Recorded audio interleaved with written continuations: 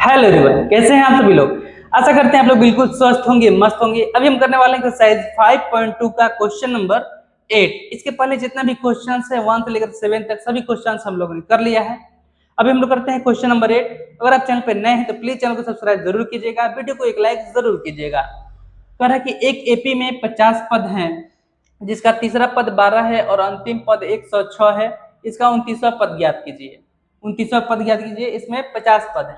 देखिए एपी में कुल 50 पद हैं, यानी कि A50 जो पद है यह दिया हुआ है 106 और इसके अलावा तीसरा पद दिया हुआ है यानी कि A3 जो है यह दिया हुआ है 12। हमें ज्ञात करना है 29वां पद A29 ज्ञात करना है। देखिए A50 को हम लोग और चाहे तो किस तरह लिख सकते हैं, तो A50 को हम लिख सकते हैं A प्लस 50 में से एक कम कर दीजिए 49 A plus 49D, A plus 49D बराबर हम लिख सकते हैं A50 लिख सकते हैं। तो यहाँ पर A प्लस 49D बराबर A50 है 106। इसको मान लेते हैं समीकरण 1।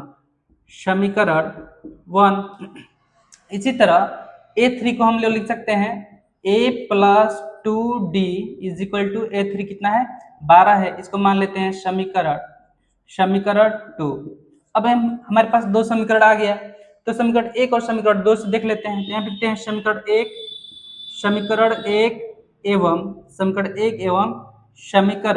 समीकरण 2 से समीकरण 2 से। तो यहाँ पर समीकरण 1 है, यहाँ पे चलिए यहाँ पे बना देते हैं। समीकरण 1 है यहाँ पे A प्लस 49D बराबर 106 और समीकरण 2 है A plus 2D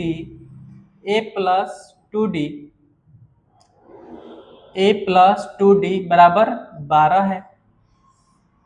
A plus 2D बराबर क्या है 12 है। अब देखिए साइन इसका भी प्लस है, इसका भी प्लस है, तो चेंज करने के लिए यहाँ पे लेते हैं घटाने पर। तो ये प्लस माइनस माइनस हो जाएगा, plus minus minus plus minus minus plus minus minus, तो प्लस का है माइनस का है कैंसिल। 47 में से 2D निकल जाएगा तो यहाँ पे बच जाएगा 49 में से 2D निकल जाएगा, बच जाएगा 47D और 106 में से 12 निकल जाएगा तो यहाँ पे बच जाएगा 94 बच जाएगा। तो D बराबर यहाँ पे लिख सकते हैं हम 94/47।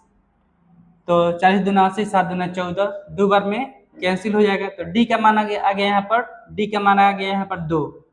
अब D का मान हम समीकरण 1 में या समीकरण 2 में रख देते हैं। तो हम यहाँ पे रखते हैं D का